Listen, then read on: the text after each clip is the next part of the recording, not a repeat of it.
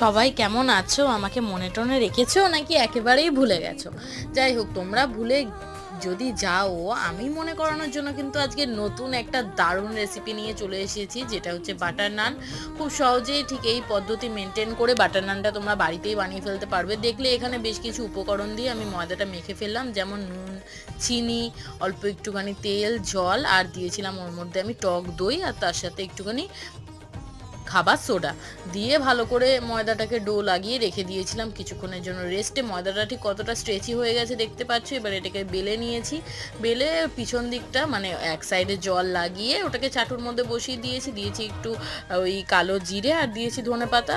দিয়ে গ্যাসের ফ্লেমটাকে একদম কম রেখে এটাকে একদম ফুলতে দিয়েছি। আর দেখো মানে কত সুন্দর ফুলে আমার এটা তৈরি হয়ে গেছে। ওপর থেকে দিয়েছি বাটার। ভিডিওটা ভালো লাগলে অবশ্যই একটা লাইক করো আর সাবস্ক্রাইব করো। আমি তো খেলাম আলুর দম দিয়ে, তোমরা কি দিয়ে খাবে অবশ্যই জানিও। Thanks for